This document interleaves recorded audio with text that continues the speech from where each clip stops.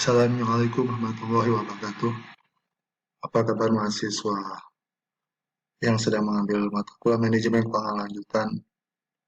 Semoga di dalam masa pandemi COVID-19 ini kalian masih tetap semangat, sehat, belajar di rumah secara online, maupun kalian yang sebagian besar adalah bekerja di perusahaan. Mudah-mudahan kerjaan kalian juga lancar.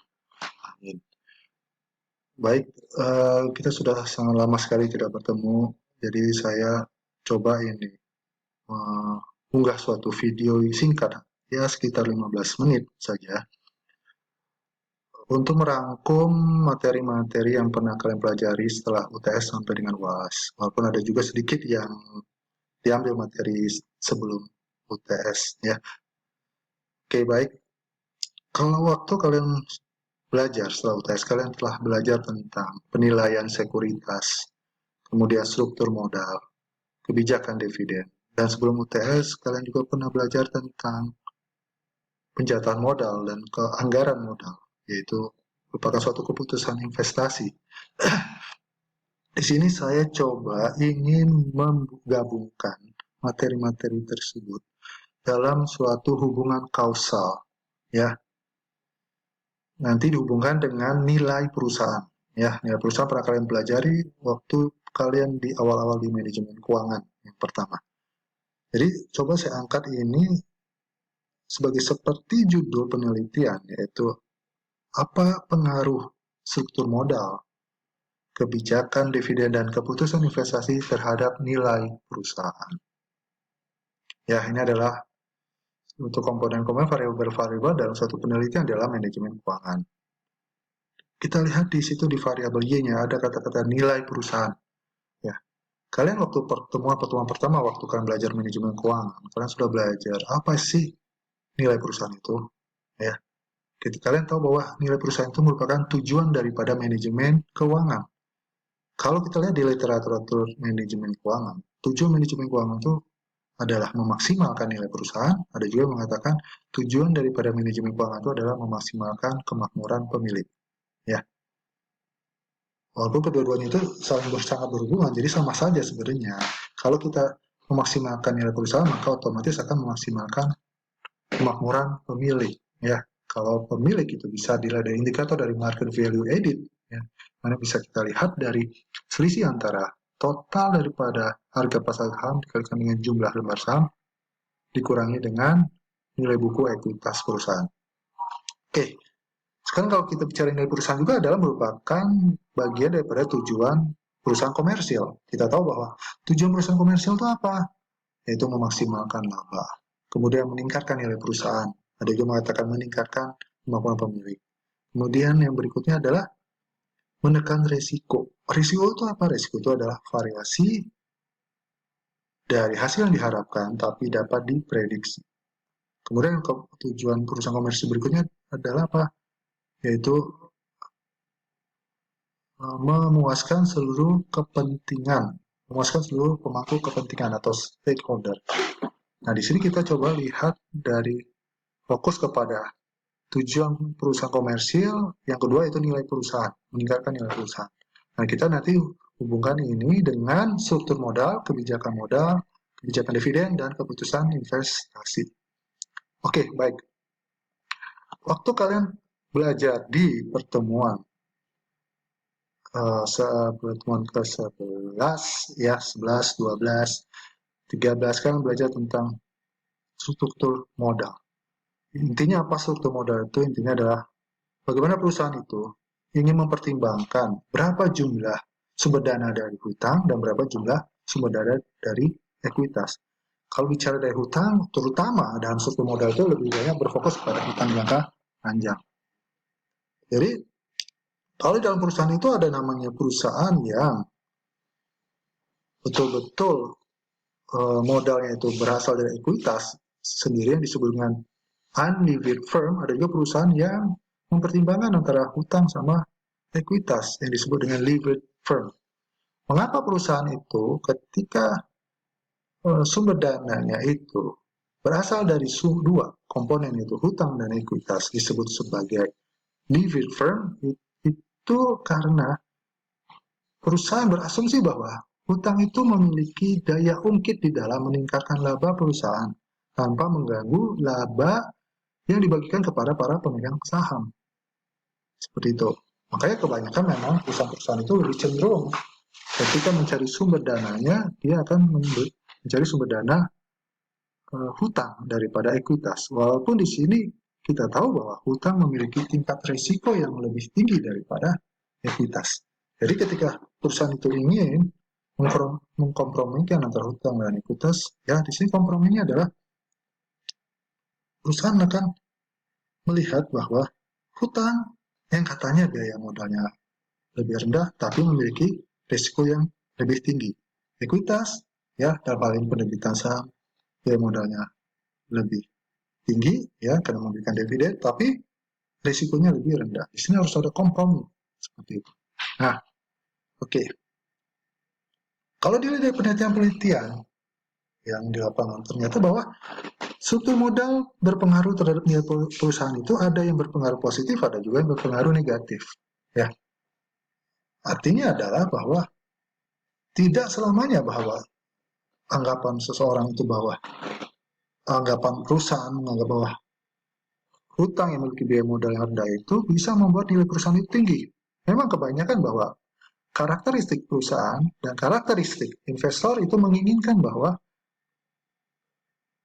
sumber dana yang biaya modalnya rendah itu yang digunakan proporsinya lebih besar. Karena apa? Karena laba yang dibagikan kepada pemegang sahamnya akan juga lebih besar, yaitu dengan rumusan earning per share. Tapi kenyataan bahwa karena karakteristik investor juga ada yang tidak mau mengambil risiko yang tinggi terhadap hutang dan juga menghindari konflik terhadap pemegang obligasi, sehingga kenyataan di lapangan juga bahwa struktur modal juga bisa berpengaruh negatif terhadap nilai perusahaan kalau struktur modal itu diproksikan kepada debt to equity ratio. Oke. Selain itu, bahwa kalau struktur modal juga kita proksikan pada debt to equity ratio yang bisa menghasilkan pengaruh yang positif dan juga bisa menghasilkan pengaruh yang negatif terhadap nilai perusahaan, juga ternyata kebanyakan juga bisa berpengaruh negatif ketika kondisi ekonomi lagi rendah. Bagi sekarang seperti pandemi COVID-19 sekarang, ya, itu banyak seluruh modal perusahaan yang lebih baik menggunakan utang itu akan membuat nilai perusahaannya akan semakin turun, harga pasar sahamnya akan turun. Kita tahu bahwa nilai perusahaan itu dalam perusahaan yang bentuknya PT yang terdaftar di Bursa Efek itu ditandai dengan harga pasar saham. Nah, seperti itu. Nah, jadi bayangkan bahwa ternyata di lapangan struktur modal yang diproksikan dengan debt to equity ratio atau hutang terhadap ekuitas itu banyak yang berpengaruh negatif terhadap nilai perusahaan. Ya. Selain ada juga yang berpengaruh positif. Oke, baik. Sekarang kita lihat bagaimana pengaruh kebijakan dividen terhadap nilai perusahaan. Kalau kita bicara kebijakan dividen, kita berbicara tentang berapa banyak dividen yang akan dibagikan kepada para pemegang saham. Berapa jumlahnya? Dipengaruhi sama apa sih dividen yang dibagikan? Secara umum adalah dividen itu dibagikan kepada pemegang saham itu sangat dipengaruhi oleh laba perusahaan. Semakin tinggi laba perusahaan itu, maka dividen pun akan dibagikan semakin besar kepada pemegang saham. Akan tetapi ternyata ada kalanya bahwa dividen itu tidak selamanya dibagikan besar ketika laba perusahaan yang diperoleh besar. Ketika kapan? Ketika kalau perusahaan itu lebih memiliki keputusan pendanaannya itu berasal dari pendanaan intern, yaitu dari laba, daripada dari pendanaan eksternal, terutama dari hutang. Jadi perusahaan-perusahaan, apalagi perusahaan-perusahaan yang syar'i itu pasti lebih banyak menghindari hutang-hutang yang berbasis riba, sehingga lebih menyukai dari sumber dana itu intern. Sehingga ada kalanya bahwa ketika laba itu perusahaannya tinggi, ternyata dividen itu tidak selaras. Ya. Lantas bagaimana ini hubungannya dengan nilai perusahaan?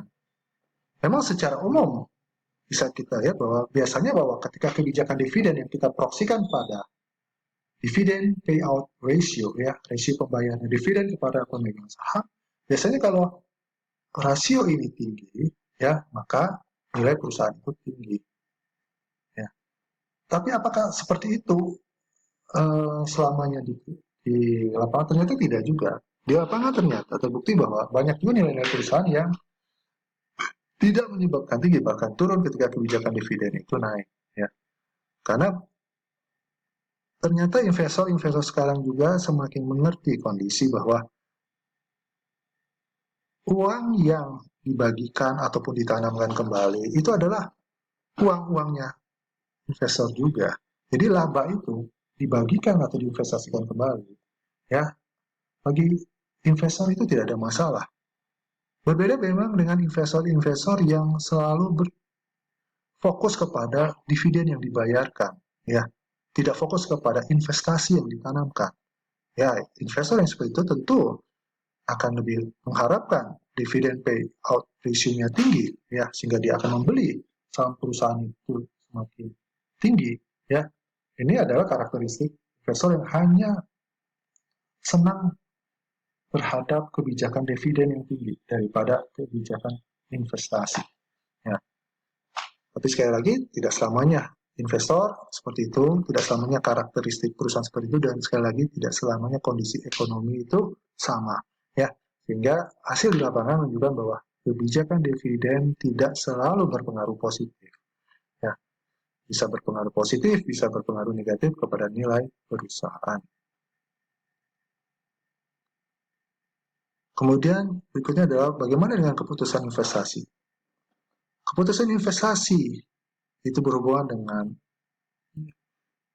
berapa alokasi dana ya untuk pembelian atau pembangunan aset, terutama aset tetap ya. Kita tahu bahwa kalau dalam aset tetap itu sangat dihubungkan kepada risiko yang tinggi, harga yang mahal, umur yang panjang ya.